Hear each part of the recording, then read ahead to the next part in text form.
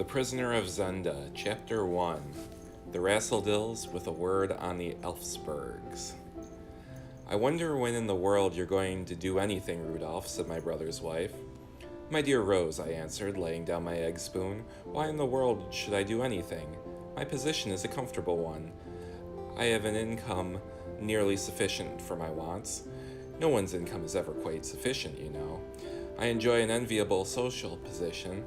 I am brother to Lord Rassendyll, and brother-in-law to that charming lady as Countess. Behold, it is enough."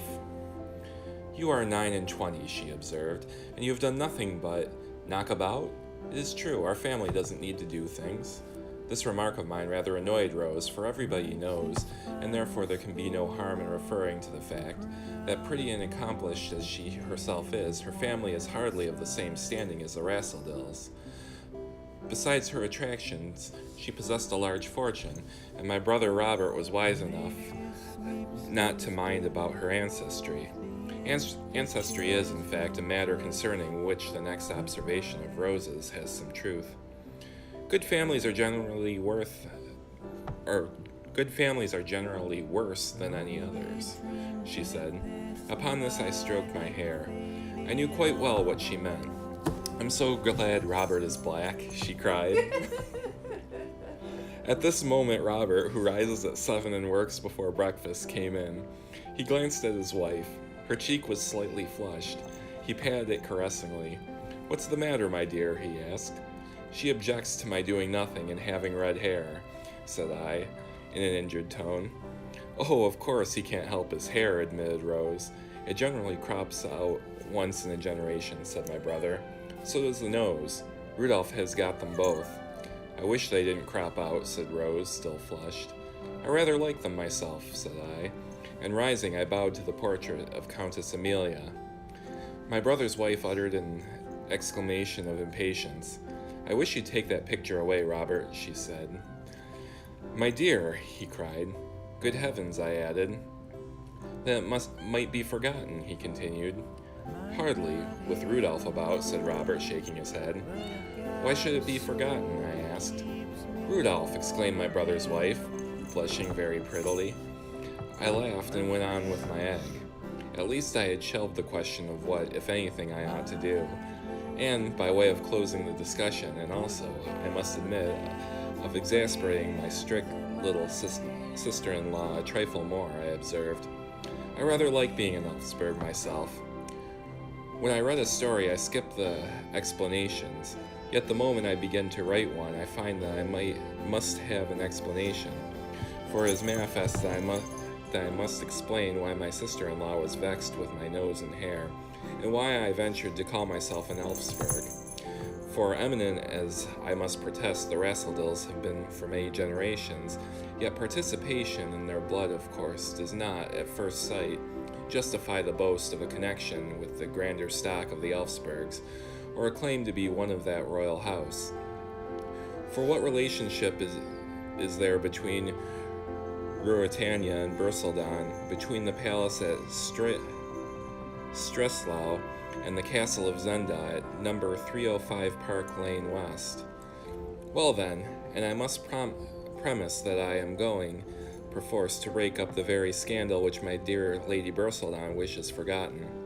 In the year 1733, George II, sitting then on the throne, peace reigning for the moment, and the King and the Prince of Wales being not yet at loggerheads, there came on a visit to the English court a certain prince, who was afterwards known to history as Rudolf III of Ruritania.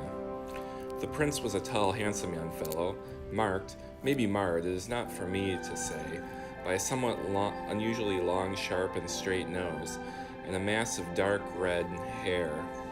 In fact, the nose and the hair which have stamped the Elfsbergs tie him out of mind. He stayed some months in England, where he was most courteously received. Yet, in the end, he left rather under a cloud, for he fought a duel. It was considered highly well-bred of him to waive all question of his rank, with a nobleman, well known in the society of the day, not only for his own merits, but as the husband of a very beautiful wife. In that duel, Prince Rudolf received a severe wound, and recovering therefrom, was adroitly smuggled off by the Ruritanian ambassador. who had found him a pretty handful. The nobleman was not wounded in the duel, but the morning being raw and damp on the occasion of the meeting, he contracted a severe chill, and failing to throw it off, he died some 6 months after the departure of Prince Rudolf, without having found leisure to adjust his relations with his wife, who, after another 2 months, bore an heir to the title and estates of the family of Berseldon. This lady was the Countess Amelia, whose picture my sister-in-law wished to remove from the drawing-room in Park Lane, and her husband was James, 5th Earl of Berseldon and 22nd Baron Rassendyll, both in the peerage of England, and a Knight of the Garter. As for Rudolf, he went back to Ruritania, married a wife, and ascended the throne, whereupon his progeny in the direct line have sat from then till this very hour, with one short interval. And finally, if you walk through the picture galleries at Berseldon, among the 50 portraits or so of the last century and a half, you will find 5 or 6, including that of the 6th Earl, distinguished by long, sharp, straight noses and a quantity of dark red hair. These 5 or 6 have also blue eyes, whereas among the Rassendylls, dark eyes are the commoner. That is the explanation. I am glad to have finished it. The blemishes on honorable lineage are a delicate subject, and certainly this heredity we hear so much about is the finest scandalmonger in the world. It laughs at discretion and writes strange entries between the lines of the peerages.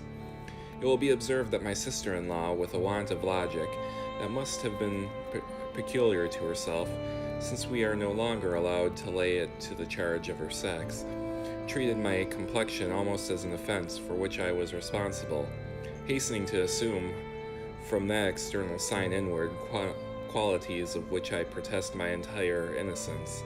And this unjust interference she sought to buttress my pointing to the usefulness of the life I had led.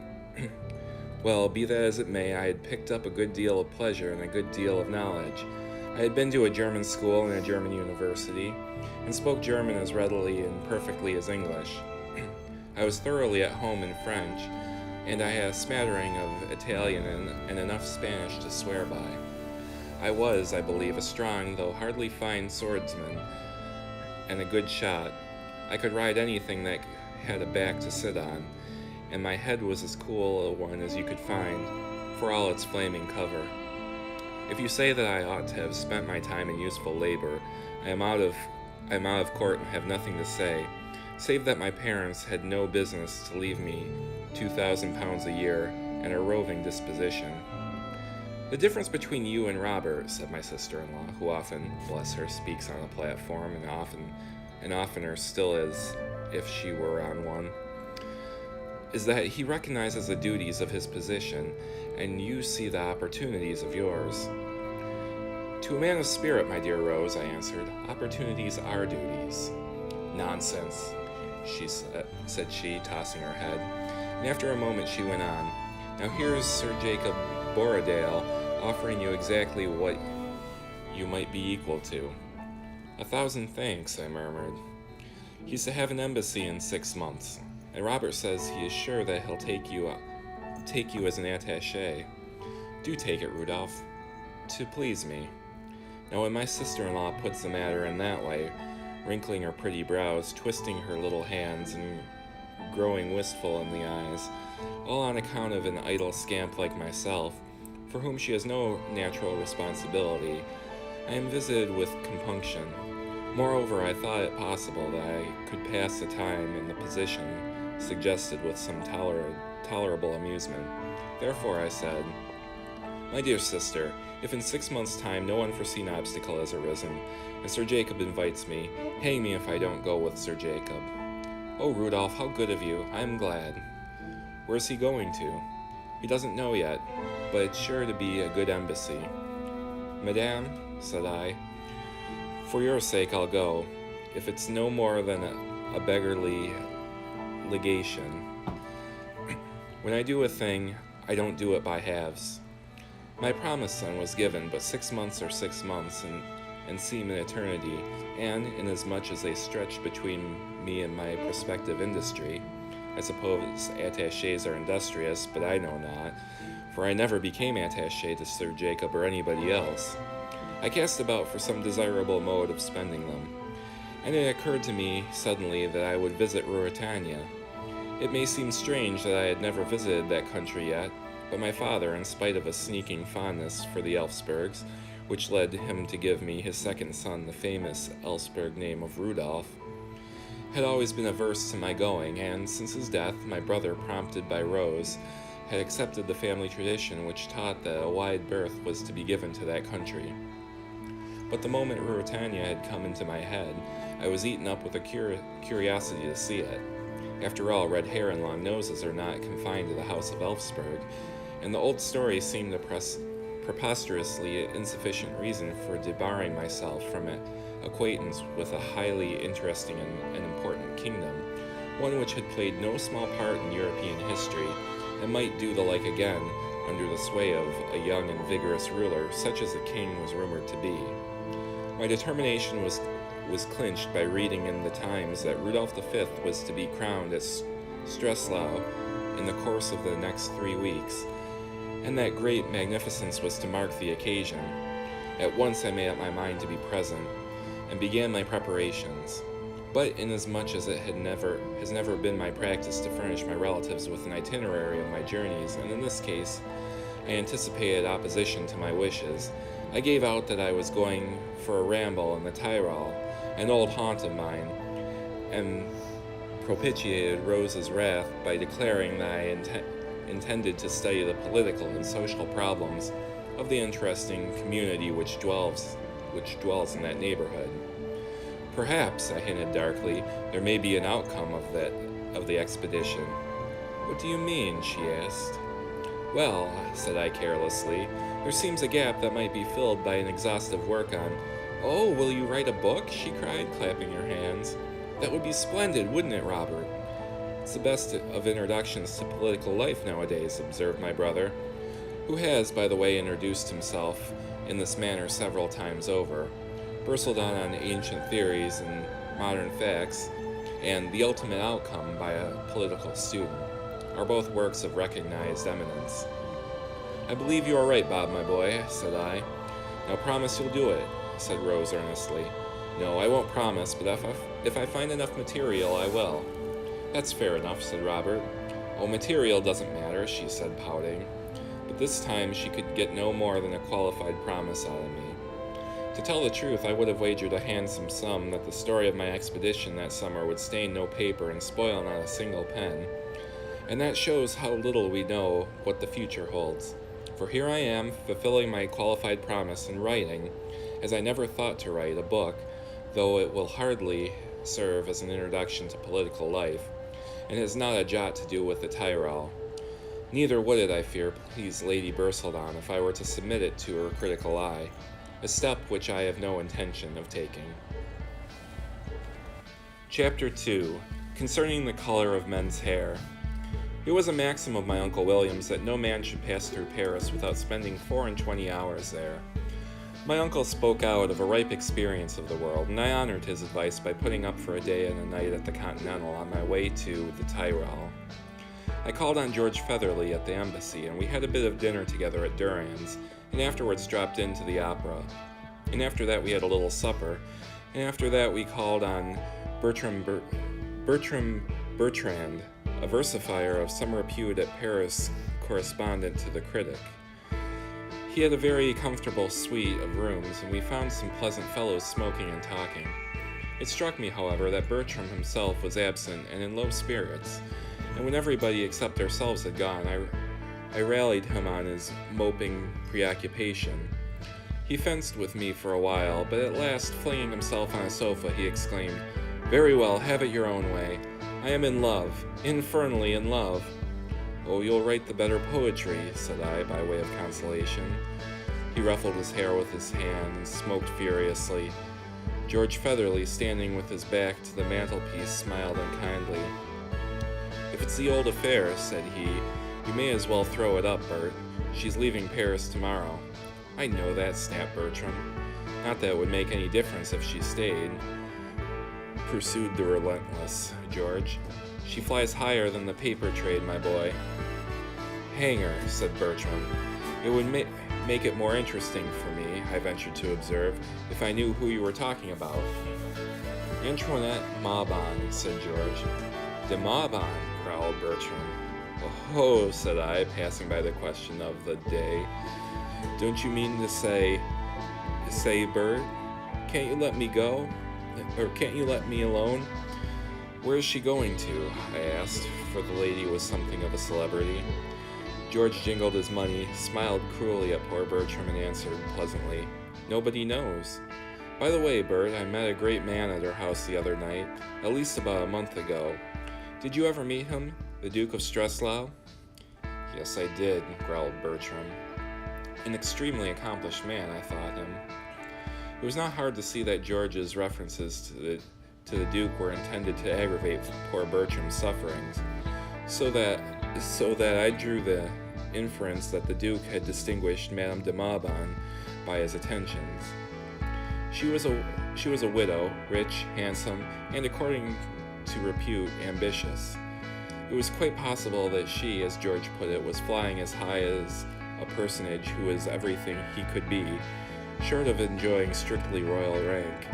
For the Duke was the son of the late King of Ruritania by a second and morganatic marriage, and half-brother to the new king.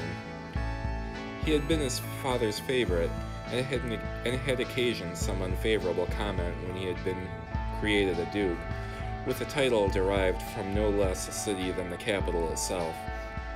His mother had been of good, but not exalted birth. He's not in Paris now, is he? I asked. Oh no, he's gone back to be present at the king's coronation, a ceremony which, I should say, he'll not enjoy much. But Bert, old man, don't despair. He won't marry the fair Antoinette, at least not unless another plan comes to nothing. Still, perhaps he paused and added with a laugh, royal attentions are hard to resist. You know that, don't you, Rudolph?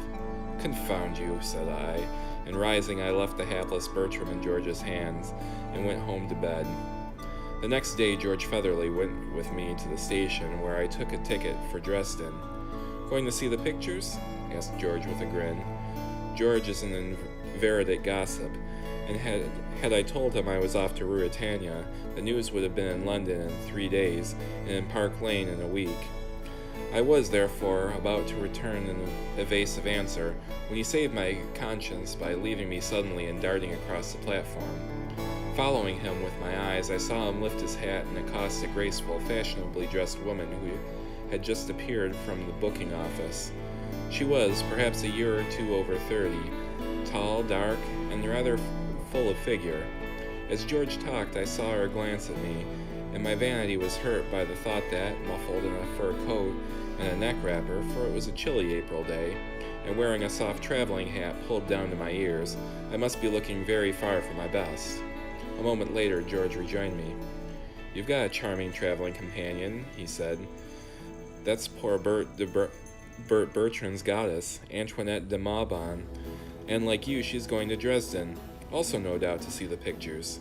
It's very queer, though, that she doesn't at present desire the honor of your acquaintance. I didn't ask to be introduced, I observed, a little annoyed. Well, I offered to bring you to her, but she said another time. Never mind, old fellow, perhaps there'll be a smash and you'll have a chance of rescuing her and cutting out the Duke of Streslau. No smash, however, happened, either to me or to Madame de Maubon. I can speak for her as confidently as for myself, for when after a night's rest in Dresden I continued my journey, she got into the same train. Understanding that she wished to be let alone, I avoided her carefully, but I saw that she went the same way as I did to the very end of my journey, and I took opportunities of having a good look at her when I could do so unobserved. As soon as we reached the Ruritanian frontier, where the old officer who presided over the custom house favored me with such a stare that I felt surer than before of my Elfsburg physiognomy, I bought my papers and found in them news which affected my movements. For some reason which was not clearly explained and seeming to be something of a mystery, the date of the coronation had been suddenly advanced, and the ceremony was to take place on the next day but one. The whole country seemed in a stir about it, and it was evident that Streslau was thronged. Rooms were all let, and hotels overflowing. There would be very little chance of my obtaining a lodging, and I should certainly have to pay an exorbitant charge for it. I made up my mind to stop at Zenda, a small town 50 miles short of the capital and about 10 from the frontier. My train reached there in the evening. I would spend the next day, Tuesday, in a wander over the hills, which were said to be very fine, and in taking a glance at the famous castle, and go over by train to Streslau on the Wednesday morning, returning at night to sleep at Zenda. Accordingly, at Zenda I got out, and as the train passed where I stood on the platform, I saw my friend Madame de Maubon in her place. Clearly she was going through to Streslau, having with more providence than I could boast, secured apartments there. I smiled to think how surprised George Featherly would have been to know that she and I had been fellow travelers for so long. I was very kindly received at the hotel. It was really no much more than an inn, kept by an fat old lady and her 2 daughters. They were good, quiet people and seemed very little interested in the great doings at Streslau. The old lady's hero was the Duke, for he was now, under the late king's will, master to the Zenda estates and of the castle, which rose grandly on its steep hill at the end of the valley a mile or so from the inn. The old lady indeed did not hesitate to express regret that the Duke was not on the throne instead of his brother. "We know Duke Michael," said she. He has always lived among us. Every Ruritanian knows Duke Michael, but the king is almost a stranger. He has been so much abroad, not 1 in 10 knows him even by sight." "And now," chimed in one of the young women, "they say he has shaved off his beard so that no one at all knows him." "Shaved his beard?" exclaimed her mother. "Who says so?" "Johann, the Duke's keeper. He has seen the king."